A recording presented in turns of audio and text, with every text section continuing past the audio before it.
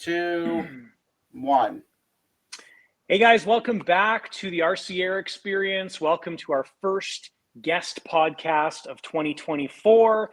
I'm Jonathan Vogt. We've got Anthony from FPV Builds here, and we have the infamous David Jet Guy. Welcome, David. Thanks for joining us on the podcast. Thank you, guys. Thank you. It's always fun to have guests. Last week we did a podcast and it was just the two of us. Fun conversation, but it's always nice to have a guest on the podcast because way better conversation. So yeah, it was a good time though. It was a good way to start 2024. So it's going to be a cool year. Don't feel bad. I always have a problem saying FPV Builds too, and it's my channel. So it's a tongue tire or a catcher because I have a hard time saying it too. David, welcome. Thank you.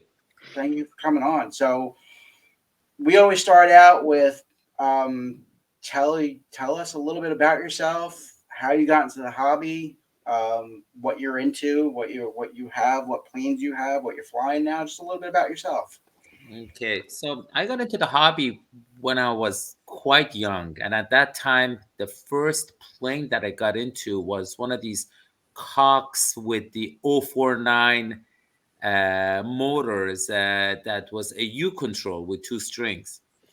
And you would get a box with fuel and battery and a little clip that would go on top of the motor, and then you would wind the motor in a spring, and then had a little, small gas tank, and it would start, and someone would hold it. You would run to the string, let it go, it would run, and it would go in circles, and it was a U control. Yeah, so I started with that, and then. When closer to, I was close to about maybe 16, I got into remote controls. And my first remote control transmitter was a Craft mustard color transmitter. Wow. And I was not old enough to drive, so my father would take me to the same field that I go to every week now. That's cool. And I had gone to a hobby shop, saw a plane, a 40 size Wright Flyer type of trainer. I saw that and I liked it and I bought it. And the person that was working at the hobby store actually offered to come and teach me to fly. So slowly getting that transmitter, getting that engine, getting K&B fuel at that time. I don't know if you guys remember, K&B was selling fuel or glow fuels. So I would go to the field. My father would come, read his newspaper, and I would wait until my trainer would come. And luckily, whenever he has time, started, he would take it off. And at that time, we didn't have 2 transmitters, so we couldn't body box it. So we would just hand over, hand back, and hand over and hand back. I was just going to ask you that. How did you buddy box for the Craft radio back then? You could not. There was a handing back and forth. Wow. So slowly over time, after many damages, crashes, repairs, and all of that, slowly got into props. And then I got into a Patriot 40 by Great Plains. It needed a 45. So it was my first jet-looking prop plane. Gotcha. So it needed an OS 45, and then I had to get a starter and get that going. I had a starter for the Wright Flyer, but it needed a better one for bigger size engines. So started with the Patriot, and that was my first jet, and it was a prop jet. I had a little 45 size OS 45 in the front, and had a few of those. Then my first ducted fan jet was, I slowly got up to a orange Maverick. It was an EVM Maverick that had a ducted fan with a tuned pipe. Oh, before switching over to that, I had couple of Chaoses and Dirty Birdies. So I still remember those. What's the Dirty Birdie? This dates back, almost 35 years, 40 years. Yeah.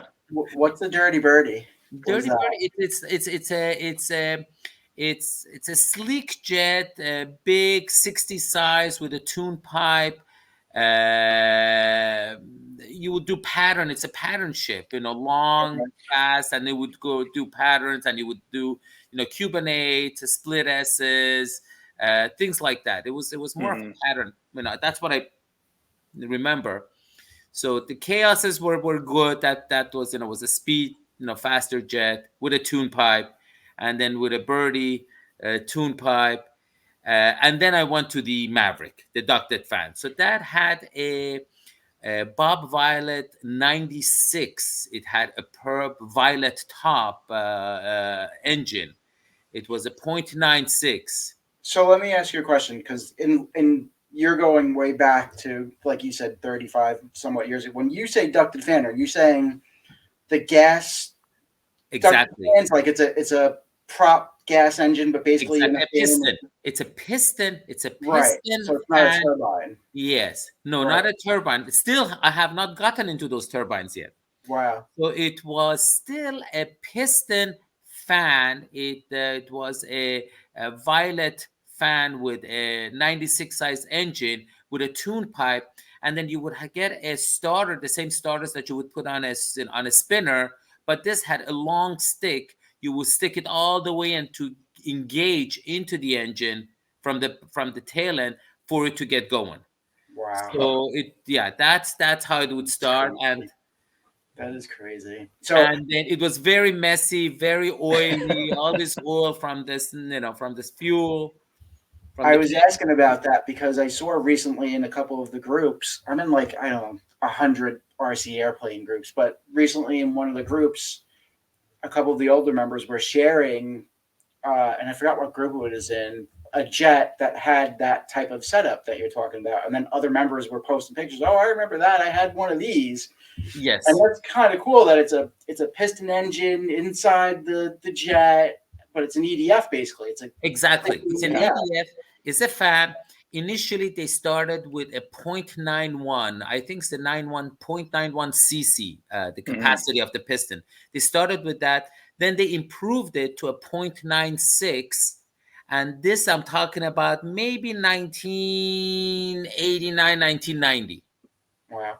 So if you compare that to like an EDF, electric EDF, how did they fly? Comparable? Like, was it the All same right. kind of power, or is it better than an EDF? It's better than an EDF because it's lighter. EDF, the only issue you have is the battery, but the Yeah. good Right. thing you have is the immediate throttle response. Right. With those engines, you still had you had the immediate throttle response, but you had to be very careful not to do too fast, because if you were too lean or too rich, the engine could die. Gotcha. So at that time, we had a lot of what we call it, in the turbine, we call it flame out, but over there we call it dead stick. We had a lot of dead stick events that the engines would shut down.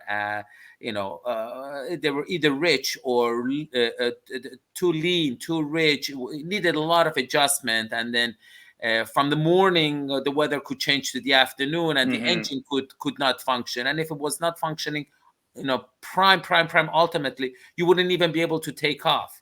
Yeah. And then you need a long runway, and then at the end of the 600 feet runway, you would rotate, and it's barely making it, praying for it not to flame out or dead stick.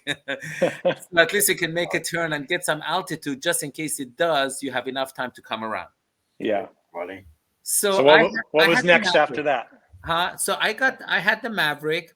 Yeah. And then after the Maverick, I went to, because that was a Bob Violet model, BVM Maverick. Then I went to the BVM Bandit.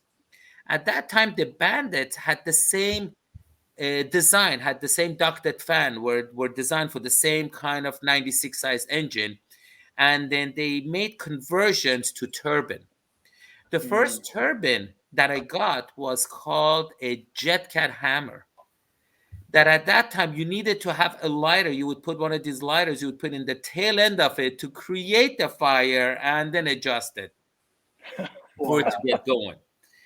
But my first, and I remember it was 92, my first true propane start turbine was a Bob Violet Bandit with a JetCat P80 with the blue can, had the blue front can.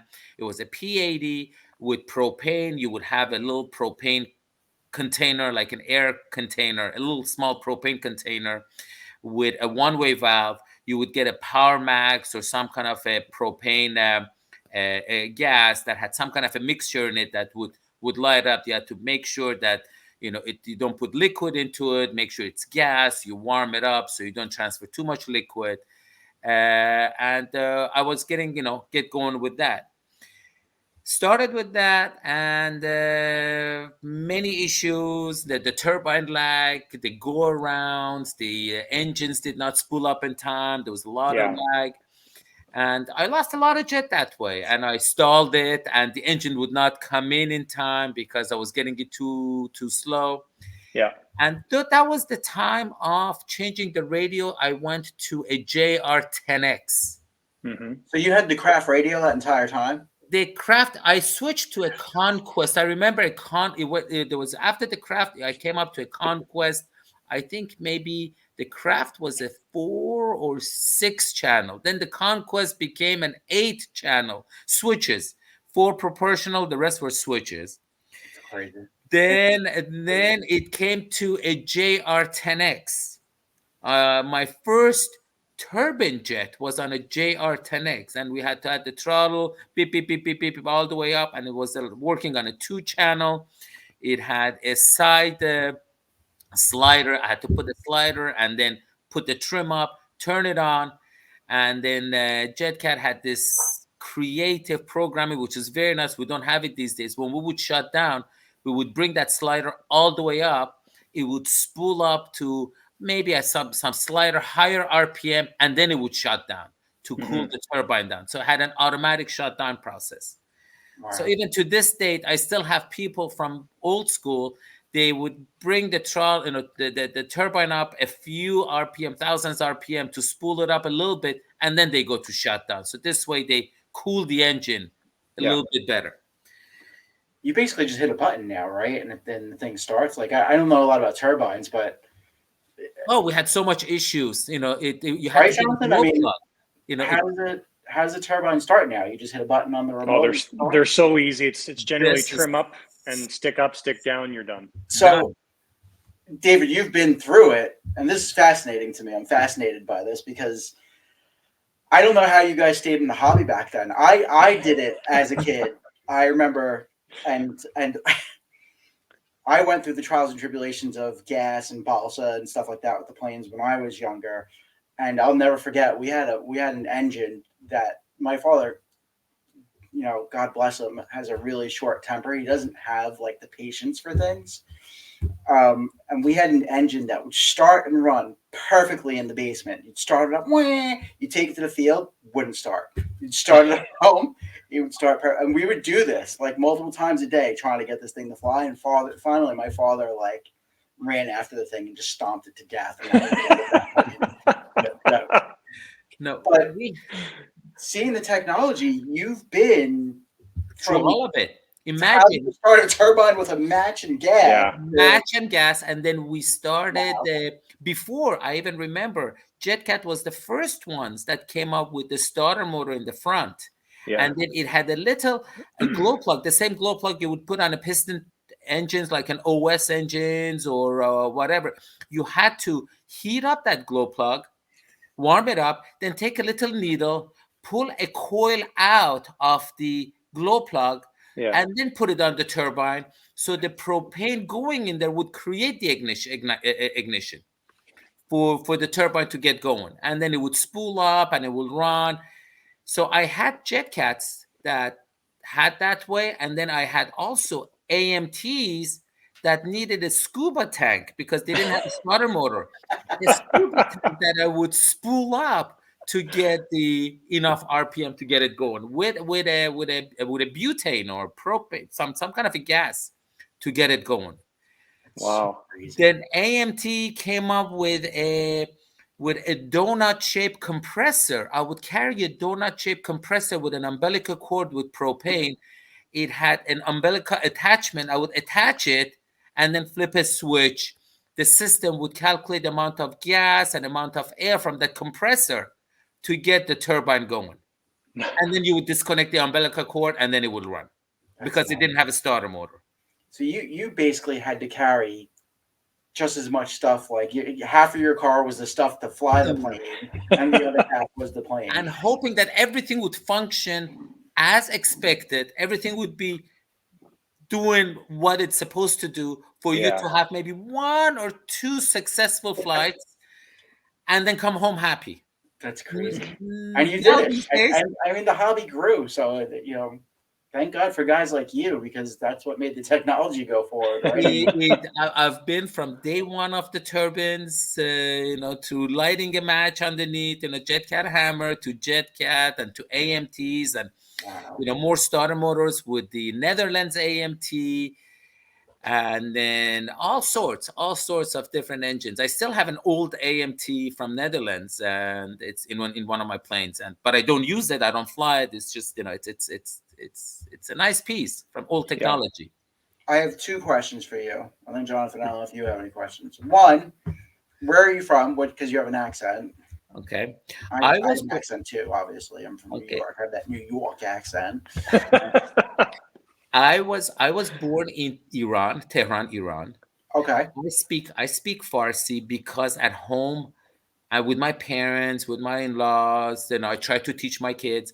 I speak it, but if you put something in that language in front of me to read it, or if you ask me to write it, I wouldn't be able to because I don't get enough practice. Mm-hmm. So the accent is because I speak that and a little bit of French and all of that. So the accent never went away because I'm 50% of my time I'm speaking Farsi and 50% at work and all of that. I'm speaking English. So the accent is still there. That has not gone away.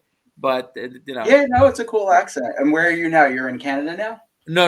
I'm in Los Angeles. Oh, you're in the U.S. Oh, awesome. I'm in the U.S. I'm in Los Angeles, and I've been here since 1978. Okay. And my education, I went to high school, junior high, high school, UCLA. I was supposed to be a plastic surgeon. I studied to become a doctor. Yeah. I finished UCLA with microbiology and immunology, and I published 2 articles, one first author, one third author. Wow. Supposed to go to medical school, but, life changed, and I got into real estate, and now I just do real estate. Nice. Very nice. That's and then, So then the second question is the craft radio. Did you have the single knob one or did you have the double knob one? The double mount, one with the 2 sticks. The rotary one, one was rotary and one was stick. That was mostly for ground control, either boats or cars or whatever. Yeah, it's a little before my time. So yes. Me too. Yeah. One of the questions I had, David, was so if I go back like 10, 15 years, I know like the older turbines were about an 8-second lag. With that first JetCat, what was if you're at a true idle, what was the lag to full throttle on something like that? At least 12 seconds. Wow. Well, yeah, we had to count 10 before we would bank. And many times, in order not to stall it, because I've learned, in order not to stall it, I had to get like a few inches above ground because I had to let the jet drop so I wouldn't stall it, so I can keep it flying until the engine would kick in to pull it up. And then once it kicks in, I cannot yank it. I had to slowly, because the engine is still not at full power until it gets there.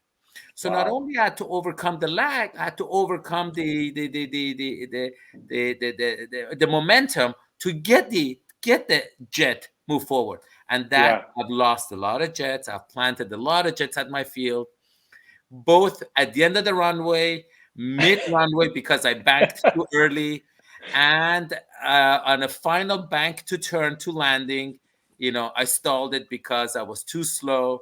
Yeah. And I stalled it, and it just didn't have enough time for it to throttle up to pull out.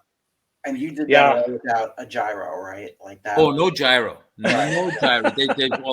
No. back then you had to be a real pilot. Like you couldn't. A Really lot of good people pilot. rely on the technology now to save them. Oh yeah. You had to learn how to really fly, because if not, you were dealing with building a new plane and going through all that again. You were a real pilot. There was a Yeah. lot of flying involved, and you would get Yeah. mentally, you would get tired. So after you would land, you could not just fuel up and go fly like we do right now. Right now, we even You have sometimes, to recover. Jonathan knows, I hot fuel. The engine is still running. I fill up and I go back and take off again. Yeah. So I don't come back to the pits. So constantly, I I go couldn't through a lot imagine. of fuel. At summer times, at least 10 gallons a week. Wow. At least 10 gallons a week, summertime. That's how much you fly now? Now, depending on weather, I have many jets, thanks to Jonathan, but I have many jets. Depending on the event, I either fly scale or I fly sport. These days, I'm flying bigger turbines, not so many of little ones. This past month, with the weather being kind of cold and sun going down, I only get a window of flying of maybe 3 hours. So I don't take a big jet that requires assembly, because I only get 3 hours of good flying time before it gets too cold and it's not good. So I've been flying my Ultra Fresh, and that by itself, I go through, it's a 3-liter tank. And every day, every flight is about 4 flights. So if I go 3 days a week, imagine, that's almost, 3.5, 4 gallons. Yeah. During winter time. And that's probably one of the smallest one that I have. Well, you have, right? Smaller than that is my Bandit Mark II. Yeah. And that's the smallest that I have. Everything else is a 300 size, 250 size, 300 size turbine. So you're going through 4, 5, 6 liters of flight kind of thing, right? So exactly. I'm still baffled by the whole, having to take a break like after you fly and just like thank God. It's mentally grueling. I'm sure, because everything you had to do to get to the point to be able to fly, and then the flight. Yeah, I get nerve wracked on like a maiden of one of my little electric. I couldn't imagine. I wouldn't be able to deal with the stress. And Anthony, remember, it's only past 7 years that I'm on Jetty that I have flight modes. Before, there were no flight modes. Every flight, takeoff would be different trim, landing would be different trim, flight would be different trim. Things would change, and you didn't have the technology of a transmitter that can help you with one switch. I can do a whole bunch of things will happen to a jet, with the gyro gain and the flight mode, the flaps, the speed brake. I even put brakes on my wheel before landing. If there's no wind, I put 40% friction on my brakes. So as soon as I touch down, it's just landing on tar paper. It just grabs it, puts the nose down. I don't go through the bunny hop. It's all experience of all these things that But you don't need that stuff, right? I'm kind of an advocate of not flying. Like, we had this conversation on one of the podcasts and a couple of the earlier podcasts, and with the stuff that we fly, we have all kinds of crazy flight modes, and I could fly autonomously if I wanted. So I could flip a switch and watch my plane from a laptop and watch it fly wherever it wants to fly. You know what I mean? Okay. But I feel like those flight modes are killing people's ability to become better pilots, right? Because without flying a gyro, before you had all the technology, you knew if your plane was doing something wrong, you knew how to correct that and save that right in the air. What a lot of manufacturers, like even for like I'm talking about the small planes and the foam planes and stuff like that, they come out with these flight modes that it makes it really easy for people to just get out and learn how to fly. But then they rely on those flight modes, and they never want to get off of them. So they never truly become real pilots or learn how to really fly. You get what I'm saying? Okay. Yeah, but the flight modes that I use different are 3. So it's the takeoff, which is only maybe 15 seconds, landing, which is maybe another 30 seconds, and then the rest of it is normal flight. So if it's trimmed right, if the gyro is right, if the plane by itself is flying straight, I don't have to worry about flying it. It allows me to do certain maneuvers, certain knife edges, certain 4-point roll, certain slow roll. It allows me to enjoy it and do more things than just to make sure that it flies straight. I gotcha. You know, Yeah. What to even simplify that more, Anthony, basically what David's talking about is different flight modes being like you can have different setups in any of your flight modes, right? So one of your flight modes would be takeoff, where your gear's down, you're at takeoff flaps, and your elevator may be trimmed a certain way. You know, you go to regular flying, your gyro gain may go down, your elevator trim changes because your gear's up and your flaps are up. So that's what we're referring to at flight modes. It's pretty cool that you can time it. So like with us, you'd have to physically flip a switch to get out of, like if you were in, I don't know, gyro mode, let's just say, we would have to flip a switch to get out of those modes. Like it wouldn't be on a timer. Yeah, we do. And we do the same thing on Jetty, but it's just with Jetty, there's like, you can do anything imaginable, right? That's so ridiculous. Yeah. I have it's just one switch. It's your like flap switch. You wouldn't even know it. You know, when you have takeoff flaps and landing flaps, the same switch that you would use for the flap setting will do all sorts of things to make your landing. It will help assist you in landing, and it will assist you in your takeoff. Mm-hmm. And then after that, once you've cleaned up in those flight modes, you know, you put the switch and you put the switch back into cruise mode with all the flaps clear, landing clear. The rest of it is flying. The rest of it, you have to fly it. There's a little bit of trim, but the rest of it is flying. Yeah. The gyro helps you fly the jet straight. So when it's flying straight, then you can do all the things that you want to do. You know, I say, you know, I don't like to iron the skies. I just don't like to go in a circuit all the way straight. I like to do my 4 points. I like to do my Cuban 8s. I like to do split S's. I like to do slow rolls, you know, knife edges, reverse knife edge, you know, all of that. Those things I like to do. I just don't like to go around in a circuit like a race car. Yeah. And, you know, we call it ironing the skies. But so I like to do, you know, it allows me to do other stuff. That's really, really cool. Yeah. Yeah. I didn't know you could time the flight modes like that. You learn something new every day. That's pretty awesome. Yeah, it's a lot we can do with these new radios. Before that, up to JD, we didn't have any of these flight modes. Well, you know, the you know, I went from a JR10X to a 12, and then to a Spectrum 18. Then I went to a Spectrum QQ. Then I went to a Jetty 16. Then I went to another Jetty 16. Then I went to a 24. Then I went to the 24 that I have now.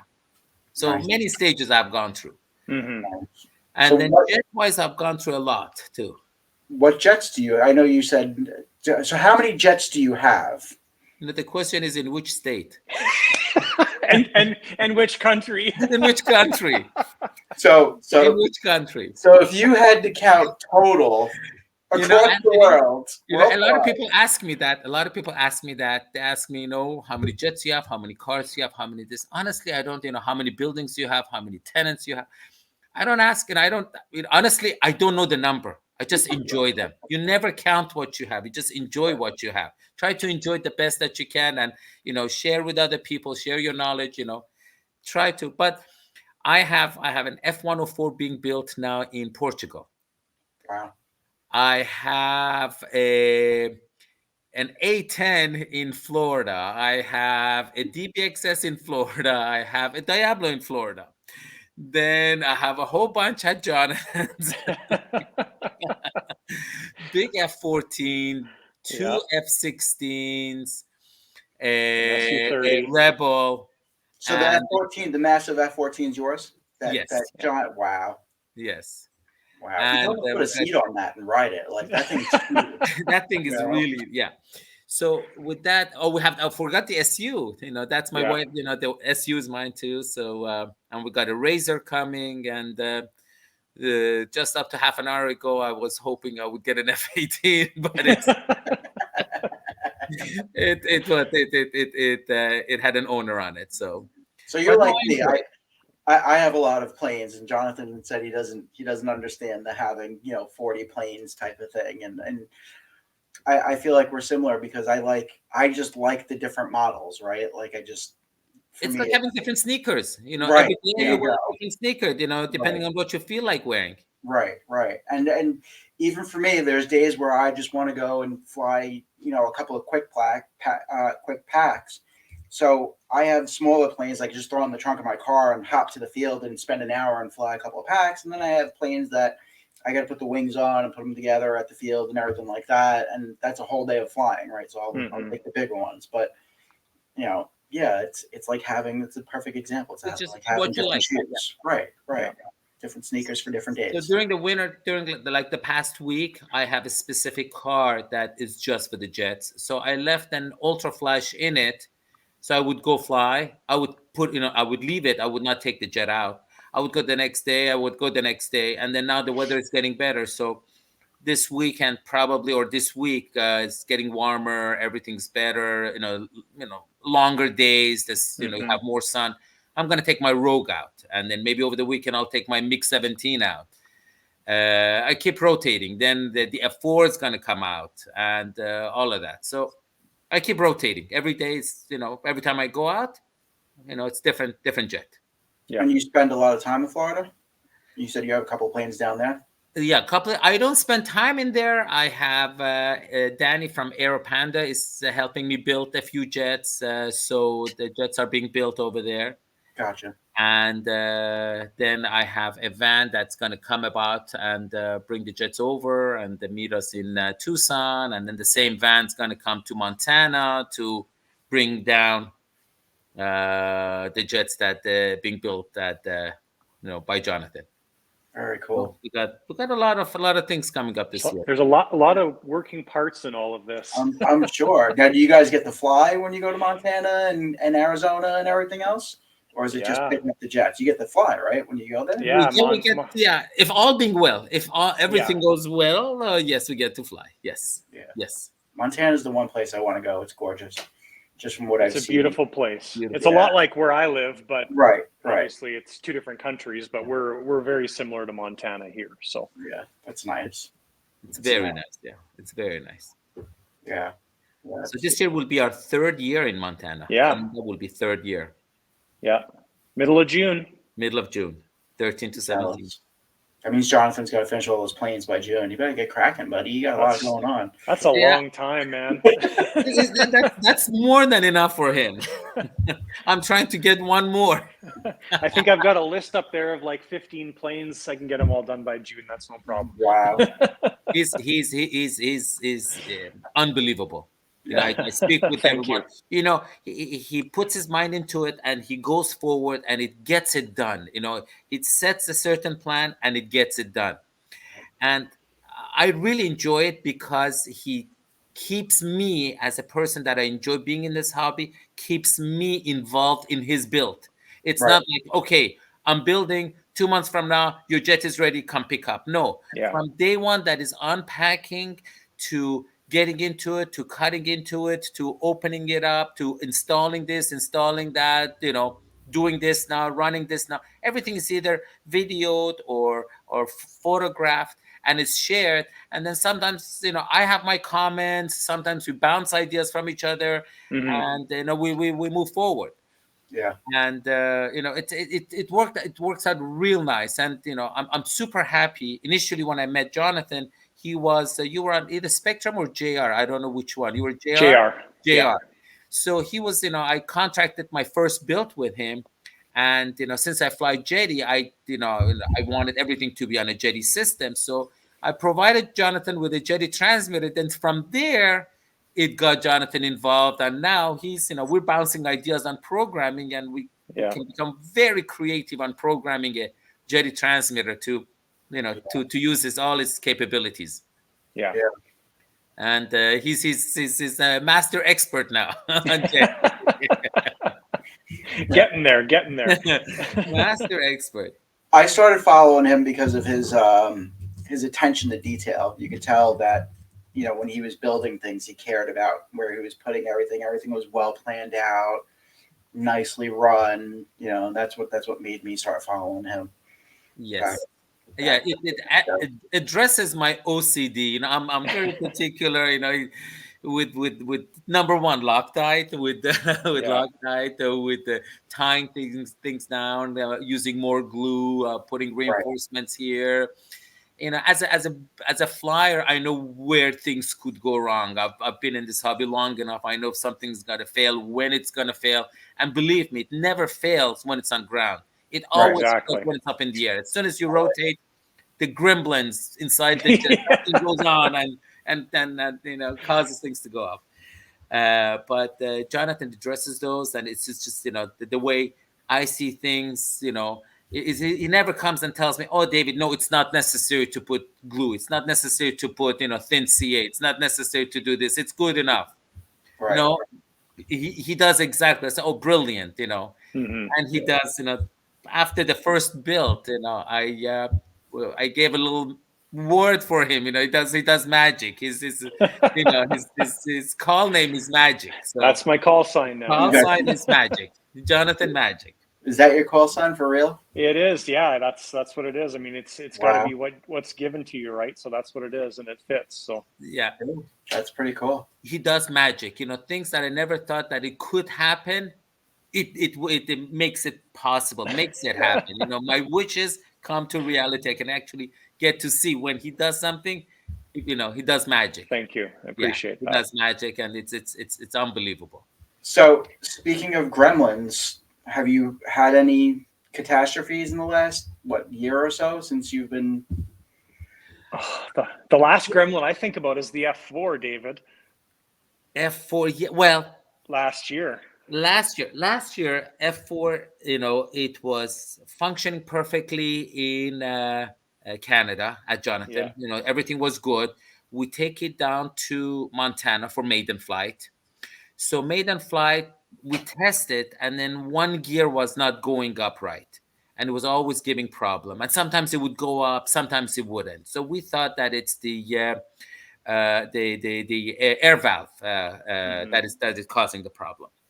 So luckily, one of our friends in Montana and Kalispell had a spare valve at almost 10 o'clock at night at Jonathan's mobile shop. What do you call it? What was it? The trailer. The trailer, yeah. The trailer is a mobile shop, has everything in it. So at 10 o'clock, we took the front part of the jet apart and to change the air valve, hoping that it would fix it. Kind of fixed it, but it didn't. Mhm. So we put a few more flights on it. I think maybe 2 or 3 flights we put on it with the gears down. So things would work fine, but all of a sudden in the air, it wouldn't work. It would work fine a few times. It would cycle and everything would be perfect. Then we turn it off, turn it back on. It wouldn't work. So ultimately, after it came to me, and then I took it apart, and with all the, I was able to, we ordered a spare piston. We thought that it would be the piston. We changed the piston, and the changing the piston solved everything. Wow. Everything went away. So Mhm. since I had taken that piston out, I said, okay, let me find out what's going on. So when I opened it up, there was a little wood burr inside the piston grabbing the gasket that would sometimes cause air to leak, to go over the gasket, not to seal it and prevent the gear from going up. Wow. And Like a piece of sawdust, basically. Wow. Sawdust, exactly. Yeah. That's crazy. Small sawdust that had gone in it, and no matter how much oil we would pump it with oil and this and that and whatever, it would work. But somehow the sawdust would creep down between the gasket, and it would cause a problem. Wow. Can't believe the tolerances are that tight on those things, huh? That's It was surprising, yeah, when I found was- out what it was. And as soon as I fixed it, I have at least 15, 20 flights on it now. And I Yeah. fly it nicely. And last time Jonathan was in Los Angeles, I had 4 or 5 flights on that flight, Yeah. jet, on just one day. Flies it like a sports jet. It's awesome. Like a sports jet, exactly. And I fly it like a sports jet, not a scale jet. I just fly it like a sports jet. Yeah. Have you had any crashes lately? Recently? No, knock wood. Knock No. on wood. The last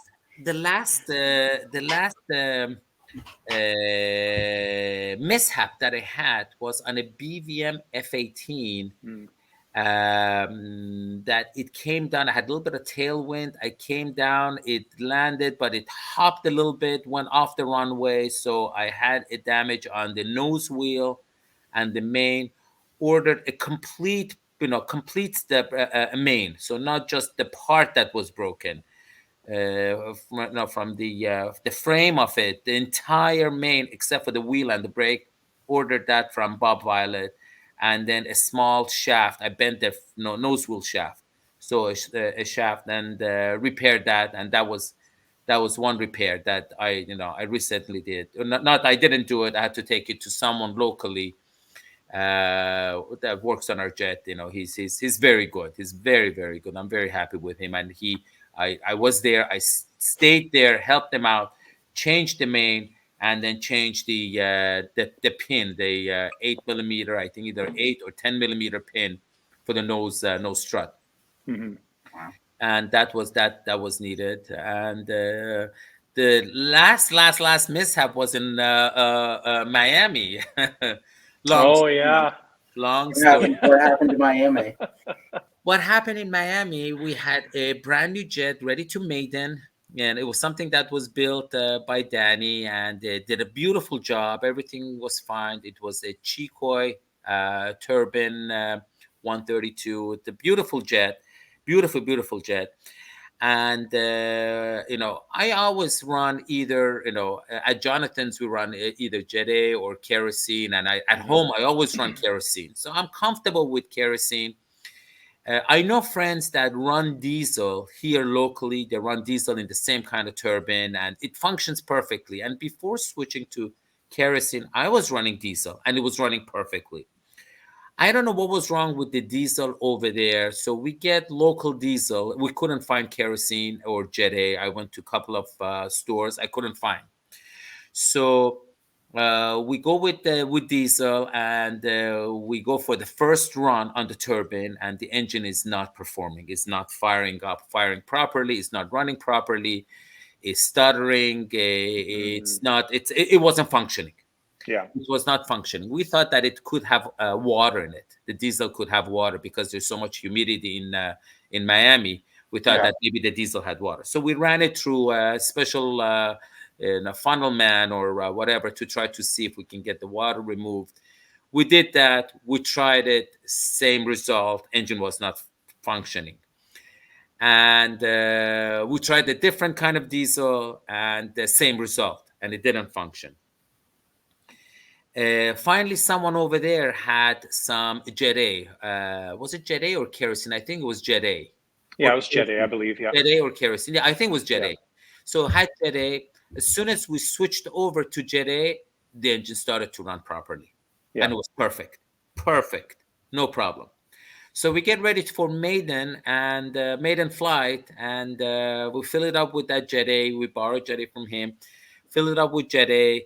I was about to start it at certain location because it was my first time flying in that field. I was starting it in one location. They told me, no, you cannot start it here. We had to go further down to start it up, and then taxi an upwind, and then take off. So we go over there, we start it, engine runs, starts up, everything's perfect, runs good. We go on a taxi, and the wind was, we had some strong wind. Somehow the wind blew, and the heat from the back end somehow got inside the jet, and the back end catches on fire. Oh my Mm-hmm. Brand God. new engine, a brand new, What plane brand was new jet. this? Huh? What plane was this? What kind of plane was it? It was a DBXS. It Okay. was Elite DBXS. And later on, we find out, we come in, we noticed that the fire was from outside the exhaust pipe. And what had caused it was during all this diesel runs that the engine was not running properly, diesel has dripped from the exhaust and had puddled in the back end. And there was a pool of diesel that we didn't notice, we didn't see, and it was just sitting there. Wow. So during a normal fire up, and then while we were taxiing, if we, since we taxied upwind, there was a lot of wind, the heat got into it, and somehow caused that fire. When I throttled up. Yeah. If Is It was that basically he was coming out, and as soon as David turned downwind, the wind was blowing right up the tailpipe. Right. is that on your channel? Did you put that on the channel or no? No.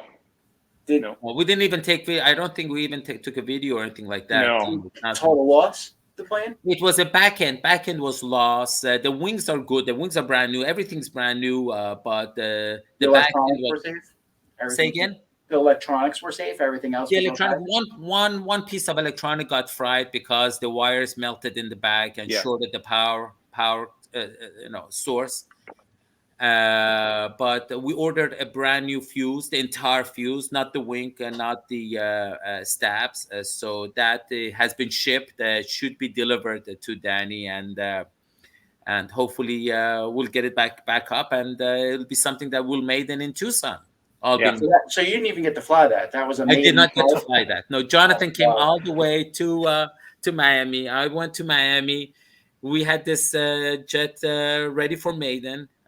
Danny had worked long hours to get it done for maiden for that event, and was running fine except that episode. And then we just had to enjoy our time and. Exactly. It was a nice event. We got to see It was. a new jet from Elite, and we ended up ordering one, and we just had a good time. We just made the best out of it, Yeah. made the best out of it, and maiden again, ready for maiden in Tucson. Exactly. In Tucson. I'm sorry to hear that. Yeah, so it hurts when you don't even get to fly it. That's like it was so beautiful. I was ready to fly it. Everything was good. I started. I go to the pilot stand. I'm standing there, and then I'm just taxiing it. I don't even see the fire. I'm further upfield, and someone in the pits was calling out, "Oh, fire, fire, fire!" And people came around to see what's going on, because the jets just everything's normal. Nothing would have happened. It looked normal. Everything looked good. And I'm all the way up there waiting, by the takeoff, by the pilot station. And so now, AeroPanda, they build jets on top of. They make their own kits too, like. Or do no, they don't have any jet kits. They sell parts, not jet parts, but they sell electronics, equipment, anything that you need hobby related. But they sell jets that they bring in from different, but it's not their own manufacturer. It's not. They have different vendors. Yeah, I thought they different vendors that sell. Yeah. That sell jet, and then they offer a building services. They have people that help them with the build, and then Danny does very nice builds. He's been building for me for a long time, but it's not as fast as I expected, because he works, as he spends time, and then he has his own life, and he takes his time building. So it takes a little bit of time. But hopefully it'll be ready for Tucson. The Diablo should be ready. The DBX should be ready. And all being well, the Meebo A10 should be ready for Tucson. Oh, so you have a Meebo A10 too? Meebo? Yes. That's a nice plane. That's a very nice details. There's actually a YouTuber from around their area did a factory tour. I don't know. You ever seen this, Jonathan? The XL version? Will they do the factory tour of Meebo as they're building the planes and stuff? It's pretty cool. I remember the one I watched was when they were taking the XL A10 out of the shop, and they had a couple inches to bend it around the corner. It's crazy what they do. They do really nice work. Yeah, they do. Very nice details. It's very much detailed, and I personally have not seen it. Yeah, I've seen pictures of it. I know the scheme. It came with 2 engines. It was built for a person, for someone that Danny knew, and then things happened, and then the person was not into it anymore and put it up for sale. And there was a long story behind that sale. It's a funny story, but a long story. Not for the podcast. But I ended up owning it, and with the 2 engines, and And Danny took the engines out. I had friends locally here that wanted those engines, and then I provided my own engines, and we went from you know. Do you have a so you obviously like Jetty for control link. Jonathan will be right back. This happens once in a while. Okay. He must have got a phone call or something. Did you get a phone call? He's back. It happens once in a while. I'm not pausing it this time. I'm going to let the world see what goes on. Are you good, Jonathan? Not yet. No. So, do you have a specific like a turbine manufacturer that you prefer, or because you've been through this from the beginning of it all through, I guess, all the manufacturers, right? I mean, so do you have one that you like over the other? Okay, the first one prior to all of this, before Bob Violet sold the BVM. BVM was my number one. Okay. So Bob Violet Models was number one. Not that it has sold and it's not it's not supervised by Bob himself. Things are more it's not more professional grade. It's more of a consumer. It's they make things but not the highest quality that it could be. Okay.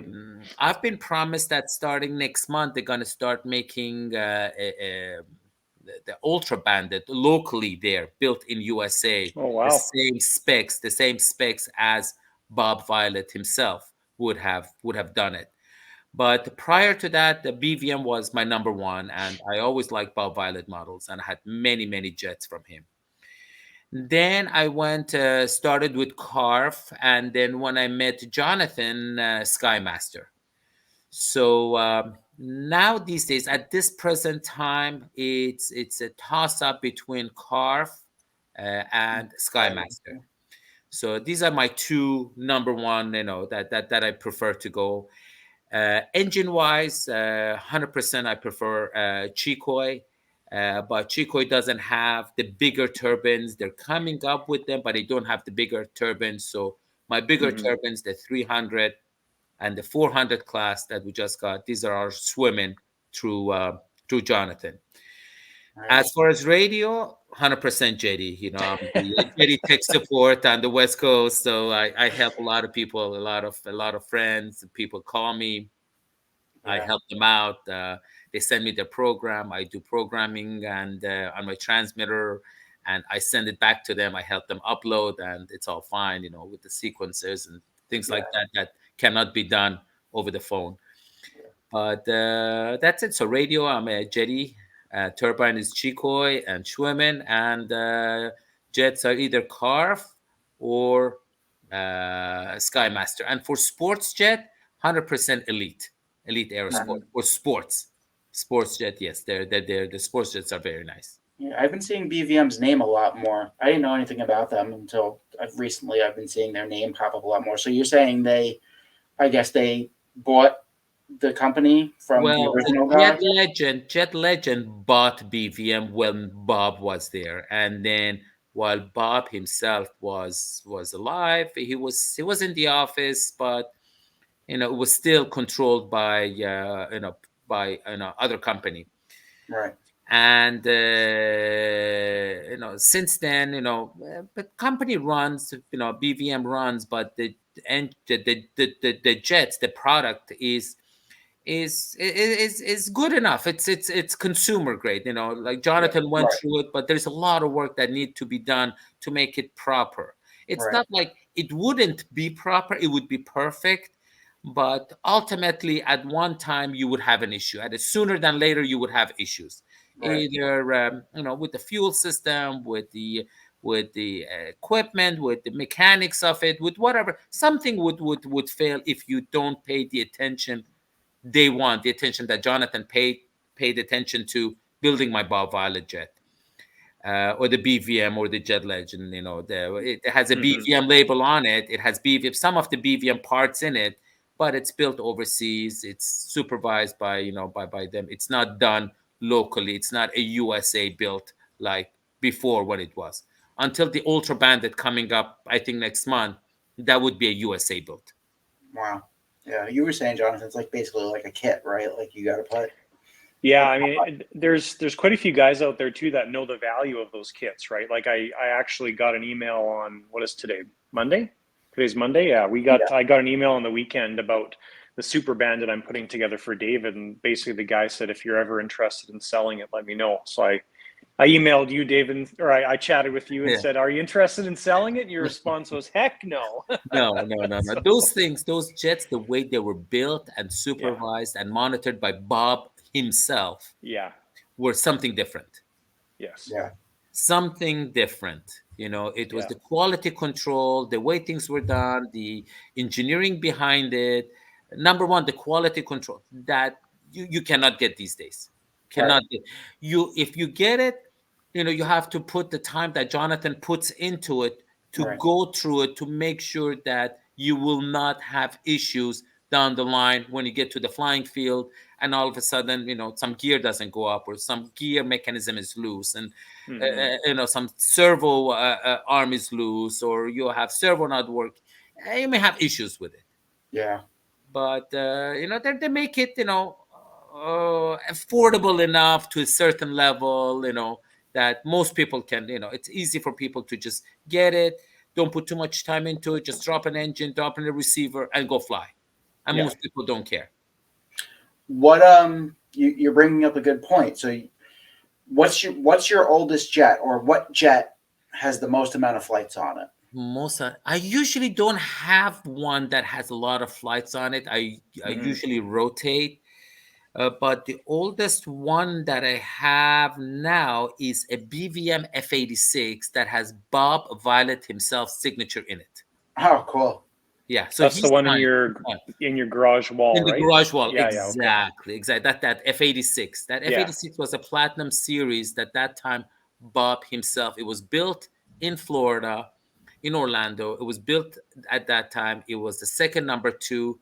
Bob himself signed it as number 2, and that is still alive, and I still have flights on it, and it's beautiful.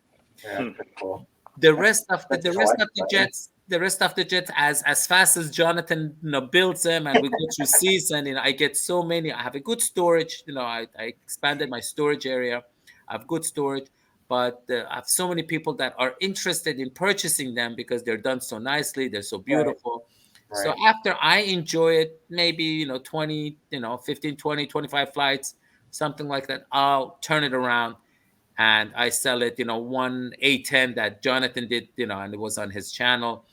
That A10 had a customer, you know, wanting it. So when my Nebo situation came about, you know, without even seeing it, he puts a deposit, and then now he has seen it, and then he's going to be picking it up soon. So the A10 is going. I have someone really interested in the F-14, the first jet that Jonathan built. You know, someone is really interested in that F-14.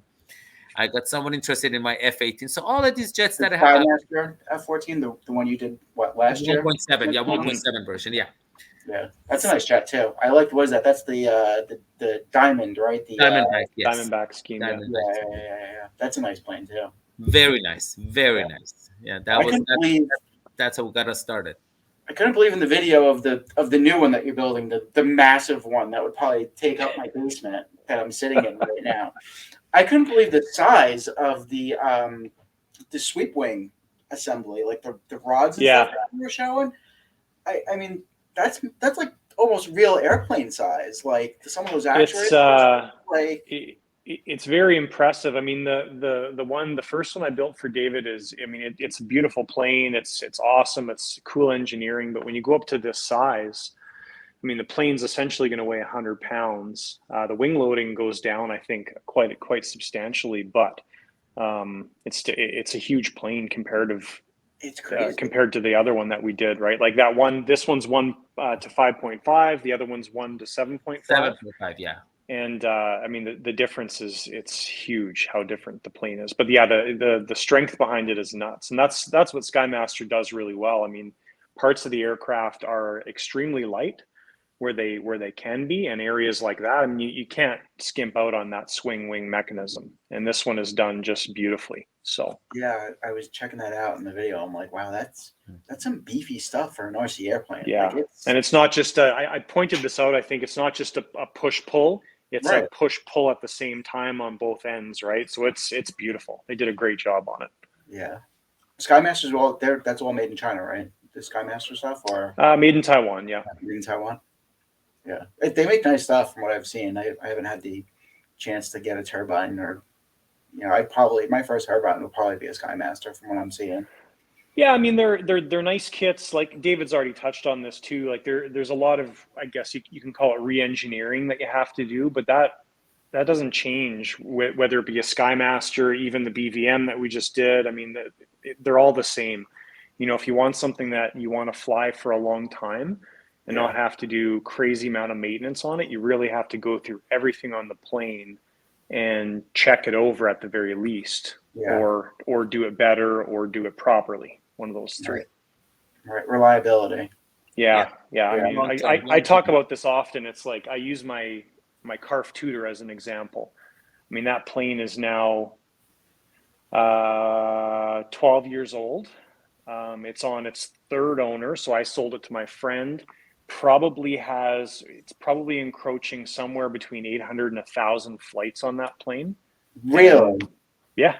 It's the only thing I've ever changed is when I got it, I put electric gear in it. I switched the air gear out for electric. So it's exactly the same retracts. They're Biotech air retracts that were in there. I put electric in there, and that's it. Everything on the plane's the same. Like, and people knock, like I use Ashlock connectors on all my builds.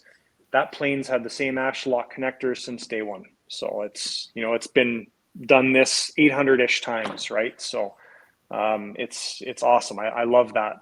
That's crazy. I love that mentality behind my builds. Is you want something that you should basically be able to fuel and fly continually. So well, just the fact that an RC airplane survived 800 to 1,000 something is built right and is done the right way. There is nothing that you would need to do if you land nicely. The amount of stress that goes on a jet is on landing. If you land nicely, you take care of touching down, nothing can go wrong. And if you prepare everything from day one, if you put wire ties on your clunk, so over time as your fuel builds up in there, the tubing will get loose, the clunk would fall off, and you will never know, and you'll constantly get flame outs. That's once you're done with it, you can't figure out what's going on. Right. So what so if it's done right the first time and it's done the correct way, you'll have nice continuous use throughout its life. Exactly. Unless something that is beyond your control, normally it would be perfect. Right. It's taking the time and care up front, so you don't have to deal with it while you're flying it. That's right. That's right. And it works. Obviously, if you guys have a lot of successful flights without stuff breaking or having issues. Yeah, it's always the hope, right? So it's a good motto. It works. Yeah. If I get 25 flights, I'm happy out of something before I crash it. So it's okay. That'll be my call sign. Crash. That's my call sign. No. Burn-in. We'll call me Burn-in. That's funny. Yeah. Well, David, thank you for sharing. Welcome. My pleasure. Thank you for coming on. Thank you for sharing with the community, doing all that stuff you said with the Jetty controllers and stuff. I always enjoy talking to people who have been in the hobby for a long time, right? Because the technology now is so crazy, right? It's like unbelievable. It really is, right? And it's so much easier now than the struggles that you had when you first started out, right? And I always enjoy hearing those older stories because a lot of people don't realize how hard it was to be in the hobby back then. You really had to want to be in the hobby back then. It wasn't like, you go to the hobby shop, buy a plane, take it out of the box and fly it. I remember spending a year with my dad building a balsa plane for it to crash on its first flight. It was rough back then. You didn't have nice foam planes or anything like that, or nice, composite jet kits back then. So thank you. I appreciate you coming on. Thank you. Thank you for having me. It's great. I enjoy being in this hobby. It's something, and I have two other hobbies, semi that occupies me, but this is my number one. And I got into a point that I can have my office operate, and I go flying Wednesdays, Fridays, Saturdays. I teach at my field or help out, and Sundays again I'll go there. So 4 days a week I'm at my field, Wow. and I'm envious. time allows me to do that. Yeah. I'm very jealous. Well, and kudos to you, David. This is one of the things that I really loved about you when I met you. I mean, you're a fun guy to be around, but to hear that you go to your field and you help people, Right. that's a huge thing. And I mean, my story, when I think back to wanting to get into this hobby when I was a kid, there was nobody to help me, right? My dad didn't have any, and there was just nobody around to help, right? So it was to have somebody like yourself go out and help people on a day instead of flying, it means a lot, I think, to the hobby. And I know I really enjoy it means a lot to people. So yeah. It's part of, I tell people that it's this part of the hobby I enjoy too. It's not just the flying aspect of it. Yeah. I don't get a chance to build. I don't get a chance to paint. I don't get a chance to watch glue dry. So part of the hobby, part of the hobby for me is to help people, especially with Jetty, with the newer electronics, with the Cortex gyro, with the turbines, with the flights. At least twice or three times a month I maiden jets or planes for people just to make sure that it's all good, and then I hand it to them and say, okay, it's all good, go fly, it's all trimmed out, Wow. it flies beautiful, or it's tail heavy, nose heavy, whatever. So I help out. People know me at my field, and when I go there, I just don't go there to take a jet to go fly. I go there to see how things are going, check up on people, follow up. I get parts for them. I take parts for them, and in my car, I have a specific car that has all the tools, from a Dremel, drill, sander. All my shop is there. Soldering, everything's there. So whatever they need, something comes loose, we solder battery plugs right then and there. So to make sure people continue having a good day. And I've gotten, from time to time in the afternoon, I get a text or I get a call. David, thanks a lot for your help. Made my Saturday such a good time. Thank you for doing this. It made my day. Thank you for your help. All of that. So and I enjoy it too. It's part of the hobby for me. This is the part of the hobby I enjoy as well, not just the fun. Absolutely. And the hobby appreciates it. We need that. We need the hobby needs more of that. Yes. We need different, helping hands to bring people in, and I try to help out online as much as I can when I see somebody struggling with something and they're posting pictures and I can't get this thing to fly, and I try to help out as much as I can. We don't want people to get discouraged. We want them to enjoy the hobby. So no, absolutely true. Absolutely. Right. So thank you. Oh, pleasure. I don't think I have anything. Do you have any other questions, Jonathan? No, this is awesome.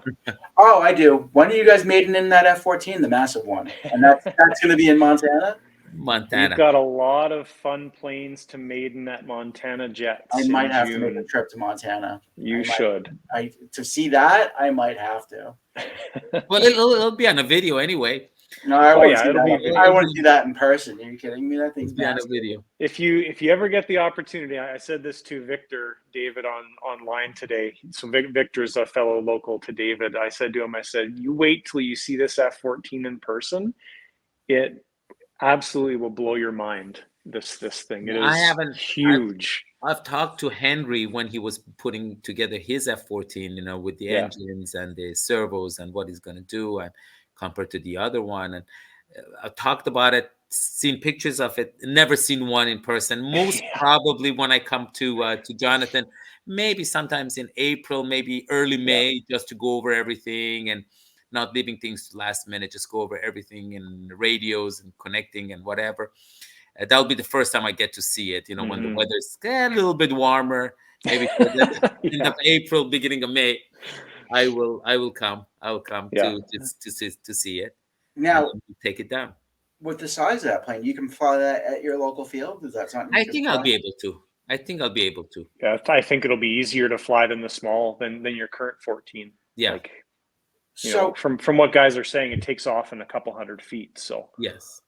how does that work? Because you set up the planes in the shop with your radio. yeah. Does he have to reset up everything with his radio? So you're just setting it up to test it, or he has to go back through the No. programming with his? So what happens is, so David's always thinking about this stuff. So he'll actually put the program together for me. So he actually he builds the program in his radio.